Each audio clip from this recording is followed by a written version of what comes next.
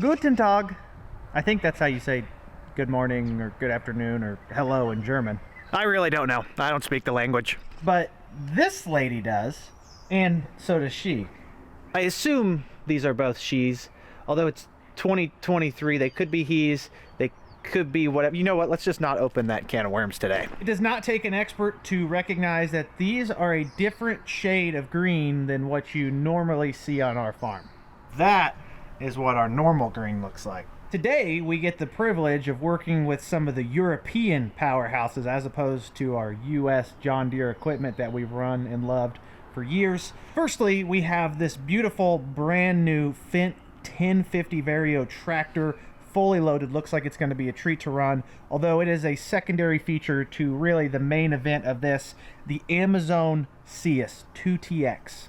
I'm sure many of you are very familiar with the brand Amazone. They are giants in Europe. They really do not have a huge presence here in the United States, although I'm sure that's going to change here in the next few years.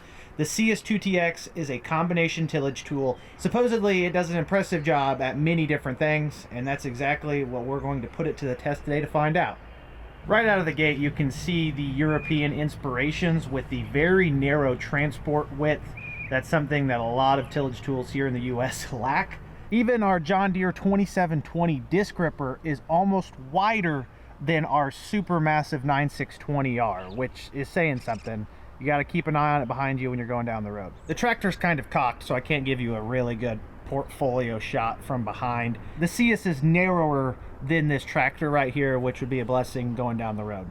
Give you a quick rundown on the design of this tool. Up front, we have 2 rows of cross-angle serrated discs, similar to the high-speed discs that you see from a lot of manufacturers here in the US currently. A lot of farmers have been running those. Obviously, given the positioning and the design of these, that is to chop up the soil and the residue, downsize it before it gets to the main layer of tillage here in the middle. If you're operating this like a primary tillage tool that a lot of farmers here in central Illinois would run, like that 2720 disc gripper, you can put these tines in the middle with almost chisel points down to 12 inches in the ground, which would help break up compaction, flip the soil over, get it ready to dry quickly in the spring.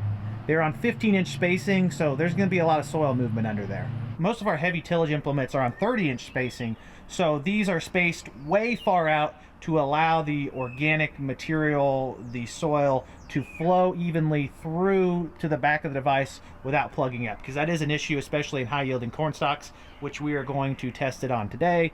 On the back, you've got the finishing segment, more of those cross-angled serrated disc blades. Those are just going to level it out a little bit more. Lastly, you have the rollers. This is going to help kind of even out the seed bed behind, pack it down, and if everything goes correctly, you may be able to use this as a primary tillage tool in the fall and leave a good enough soil level finish seed bed, whatever you want to say, to be able to come back in the spring, stale seed bed, plant your soybeans, let's say, into it without having to run a secondary tillage pass.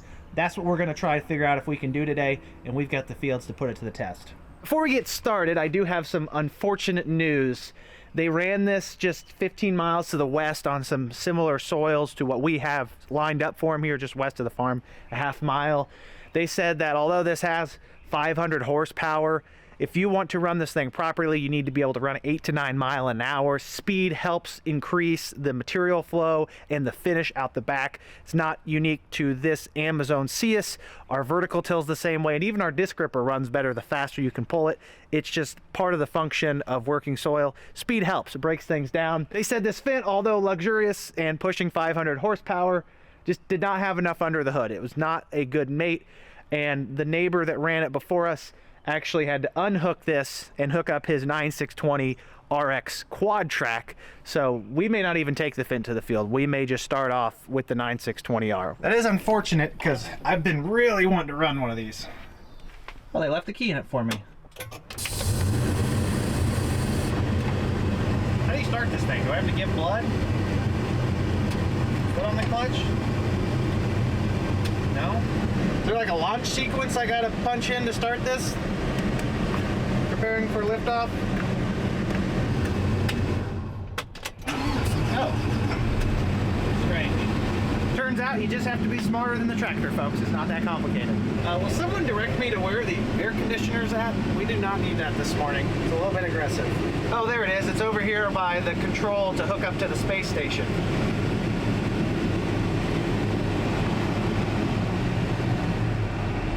Jeez. I accidentally put it in drive, and now I do not know how to get it back in park. There you have it, the inside of a brand new Fendt Vario 1050. Probably would run this if they'd brought an 11 series Fendt out. It's just not a comparable tractor to what we need on a device like this with our soil types. The tractor we need is comparable in size to that one, which is pushing 660, 670 horsepower. Got a little bit more under the hood than this thing. I will also mention, I am sure those of you who are familiar with this love this system, but wow, this is overwhelming. I mean, I probably need at least a 4-year degree to operate this. The buttons, this is a lot going on. I could figure it out, but imagine my poor old man. My 2-year-old son can work a smartphone better than him, and he's 60-some years old. This tractor would just be not good. Not good for him.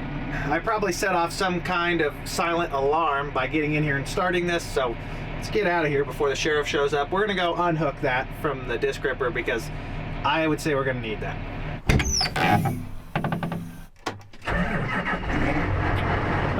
Simplicity and power. It's just what my dumb American mind needs. Find a nice out-of-the-way spot to unhook this, which is kind of where it is right now. Just backing it up a little bit.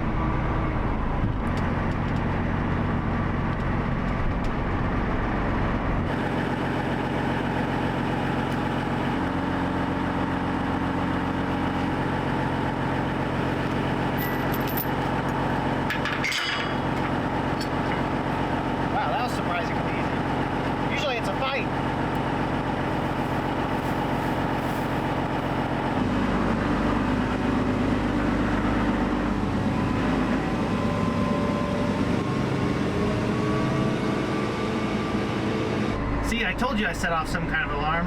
The Amazon people are here.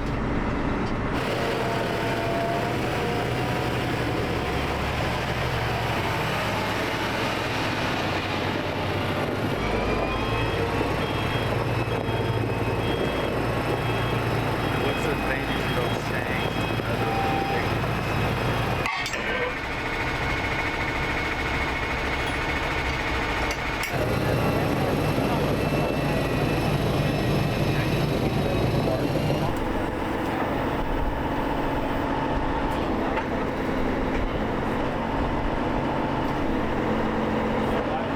Up. We're on the road to the field. Shout out to Rory Rinker. We had to borrow his hitch downsize pin and kit because we have the Cat 5 or the Cat 6, the Big Daddy hitch pin, and this thing is only set up for a smaller one.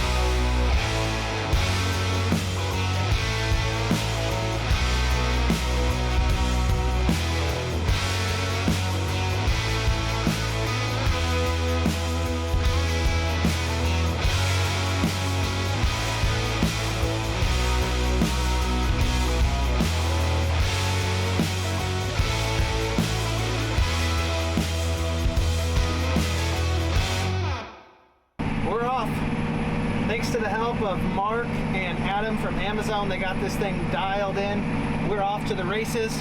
We are running the shanks right now in this 245, 250 bushel corn residue, almost 30 centimeters in the ground, which is knocking on 11 inches. And look at the finish this thing is leaving behind after that deep tillage. Our disc ripper could never do that. The three main things you can keep an eye on here: the front disc gang, which is kind of the residue management area, it is set about 10 centimeters above the shanks. The back disc leveling finisher blades, they're set right there. You can see that gauge, and then that's the shank gauge over there. So all hydraulically adjustable, independently adjustable. You can kind of tailor this tool to work how you want it to. Full disclosure, I've got nothing against the Fendt tractors. I think they're probably phenomenal. We just needed more power, and we didn't want to have to spend a lot of time figuring that tractor out. It is arguably a more luxurious tractor than this. It's got the air inflation system in the tire to adjust PSI as you pull into the field versus going on the road. There's a variety of different systems. This is just simple, and I'm used to it, and it's got the power, so that's why we put it on. Okay, I'm about 30 minutes overdue from taking a restroom break, so I'll hop out and give you my secondary thoughts on this implement. Field work would be a lot more efficient if we just started normalizing wearing adult diapers. I haven't got there yet, but it is a very legitimate idea. I'm sure many of you saw Tony Reed, also known as Growing Corn 2020 on TikTok's video. He was out here kind of supervising what was going on. I think he's kind of the ringleader of this promotional circus. And he told me to not sugarcoat it, so I'll give you guys my secondary opinions as to what I think about the Amazon CS combination tillage tool. First off, I commented earlier about how narrow this thing was in transport mode folded up. It looked tiny behind the Fendt, and then you put it behind the big butt on this 9620R and it looked like a toothpick. I mean, the ratio there was insane. This is a very narrow European style implement. Folds up, very nice for going down the road. The only thing I did not like is it felt a little bit top heavy. There's only two wheels, although very big wheels. They lowered it down a little bit and messed with the tongue. They said that's the best thing to do when you go down the road. It makes it not teeter as much. I would be a little bit afraid to get this off too far into the ditch. It could be a tipping hazard, although a lot of tillage implements are, if you really think about it. They're not great for getting sideways. It's hard not to like the hydraulic adjustments of every single aspect of this.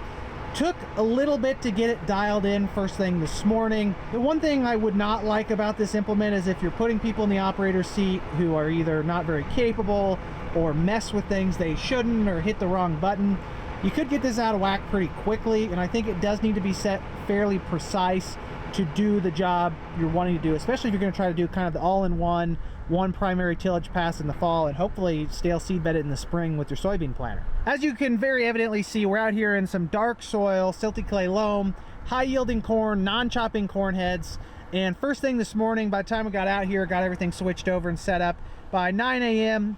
it was struggling in this area just here, and I don't know why there in particular. Combines could have been running with the heads higher. I really don't have a good answer. It plugged up a few times through there. They got in, dialed in a little bit more. I don't know if that fixed it or if the sun coming out and just drying everything out a little bit more was the big reason, but it is working really good. For a tool to be working 11 to 12 inches in the ground and leave this level of a seed bed, I mean, that is impressive in its own right. We don't have a single tool on our farm that can do that. Disregard that pass right there because it's been worked twice. Either the vertical till hit it yesterday and then I worked it again. That's why it's so powered up. This is a more realistic example of what it's going to look like.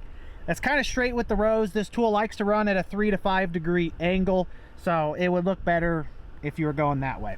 I would encourage you to look at the finish out here. Consider that it's worked 11 to 12 inches in the ground, buried a lot of trash, downsized it quite a bit, and then come over here and look at the field we vertical tilled yesterday with the John Deere 2660, 12 degree gang angle, 5 to 6 inches in the ground, although I'm not sure how deep it actually goes. You can see there's a lot more trash left on the surface. It's a lot less disturbed.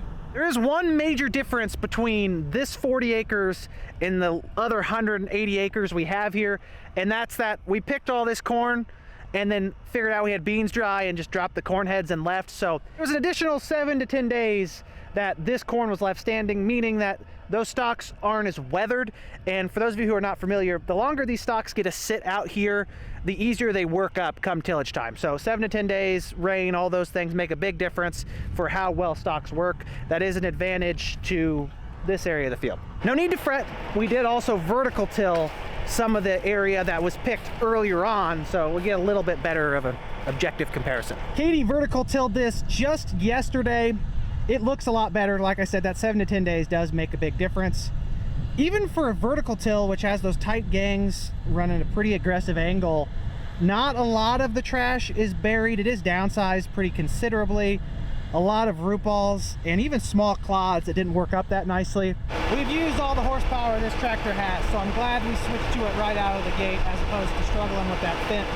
Probably a good tractor, just not enough ponies. Without a doubt, the one single thing we could change on our operation that would improve our tillage across the board on corn stalks, whether it be the disc grip or the vertical till or this Amazon CS, would be adding chopping corn heads. If these corn stalks were downsized just a little bit more, if they were even half the size, this finish would look probably even closer to flawless than it already does for fall tillage. Holy smokes, there's that hard pulling ground. Look at the springs bouncing on those shanks.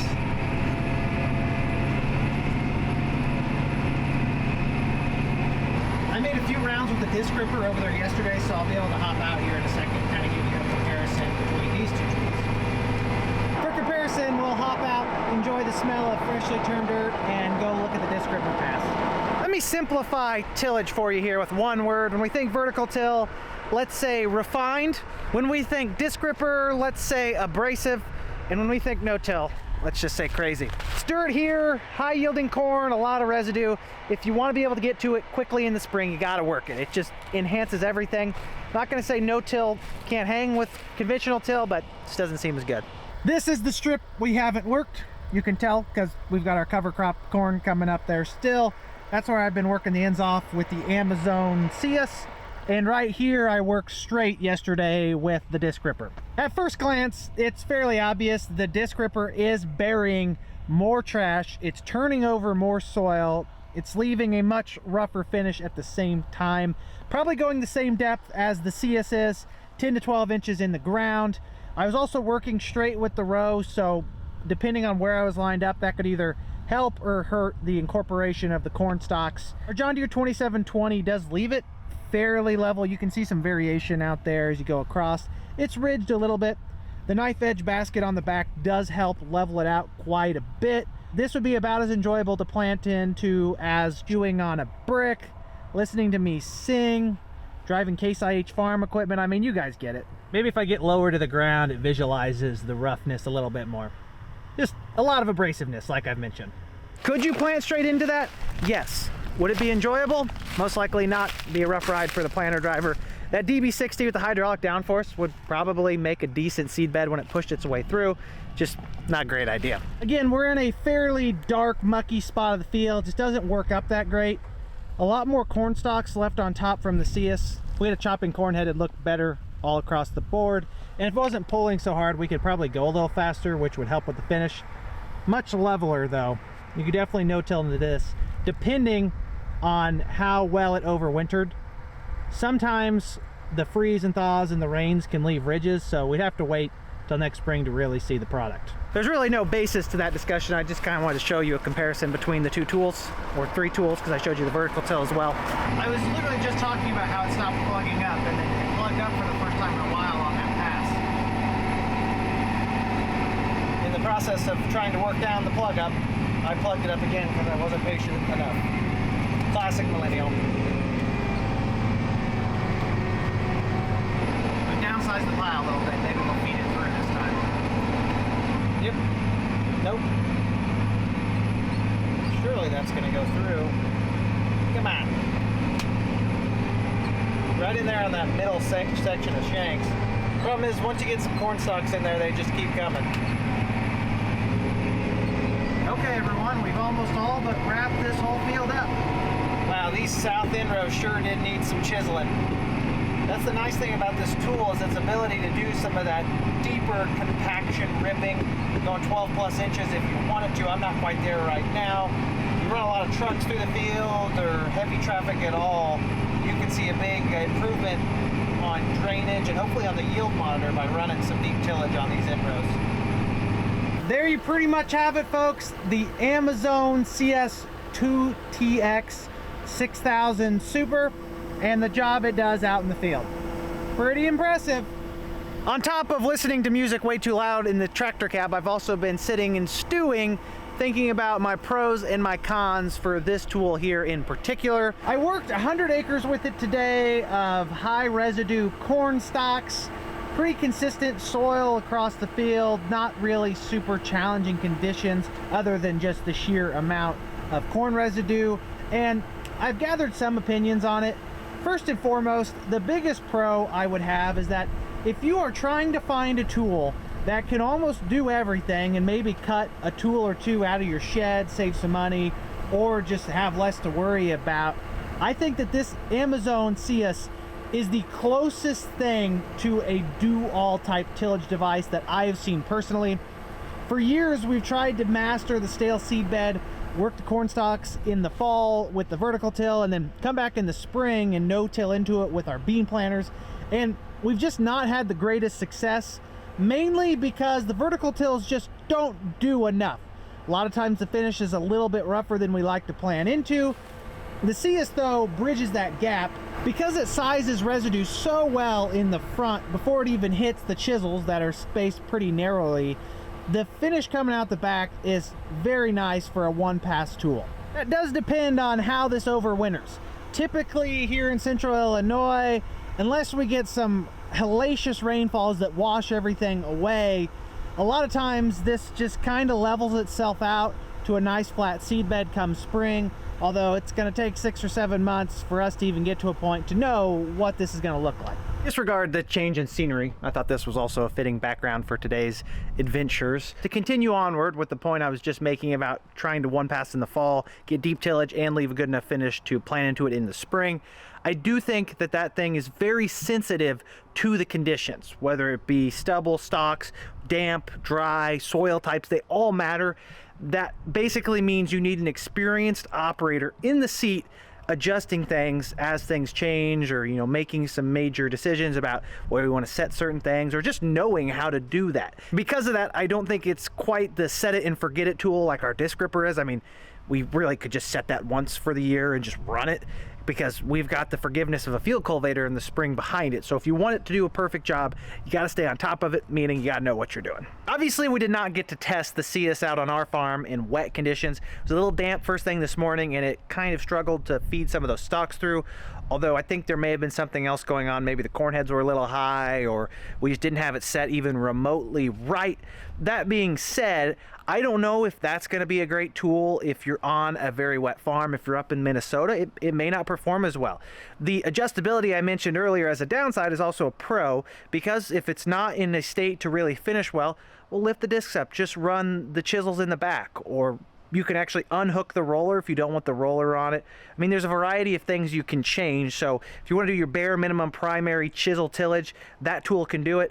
It would also do like a high-speed disc if you pulled the shanks out. I mean, variety of things you can get done with one tool if we want to go back to the economic argument of having one less or two less tillage implements on your farm. Overall, though, I have a very positive opinion of that tool on our farm so far. If you're going to run the 20+ foot version, or the 6 meter, or the 7 meter, which is the next size up, I think there's 3.28 meters in a foot, so 6,000 is the 6 meters, so it's like almost 20 foot, 19 and change. 7 meter would be like 21 foot, which would be more comparable to our disc gripper. You're gonna have to have a lot of horsepower in front of it. I wish we could have ran a Fendt. Just 500's not enough. If you're running a smaller one, this probably would have been a phenomenal tractor. Really need something like the big Fendt 1167, their top dog twin track. I would have had a blast out there running both of those together, but we had to make do with what we had. We needed the horsepower, and the deer had it. Based on my experience with the Amazon reps that are out here helping today, and of course with just using the tool, if you're on the fence of purchasing one of these, or maybe looking for something different in the tillage market, do not hesitate to at least check out the Amazon CS. I genuinely think that the European designs on that tillage tool could actually benefit us US farmers, and those of you who probably aren't in the US as well. It's nice, it's refreshing, and it does a great job. It was fun while it lasted, Fendt tractor. Not that we really did anything together, other than me check out your insides. Maybe some other day you'll show up with a Fendt Momentum planter like this spring, and we could do something like that together. That'd be great. Oh hush, 8R370. You get plenty of seat time. Would this Fendt 1050 not look phenomenal on a black J&M cart? Plenty of horsepower, plenty of traction. Whew, that'd be a good looking combo. Anyways, that's just me dreaming up an adventure for another day. Nothing on the agenda that looks anything like that, not to get you guys any kind of false hopes, or even myself. I'm probably gonna take off. The tractor's still at the field. They're doing a little bit of PR stuff at night. So if you see a John Deere 9620R pulling a 6-meter Cius in some of their promotional material, just know it's me. I'm just gonna tune out for the day. That way I don't have to keep carrying the camera around and keep holding you on for no reason. As always, everyone, I greatly appreciate every single one of you continuing to tune in and support the channel. Your viewership means the world to me. I'll catch you all in the next episode. Until then, make sure you like the video if you enjoyed it, subscribe if you want to see more, and comment down below if you have any questions. You know I love to talk about farming. Have a great day, everyone. Peace!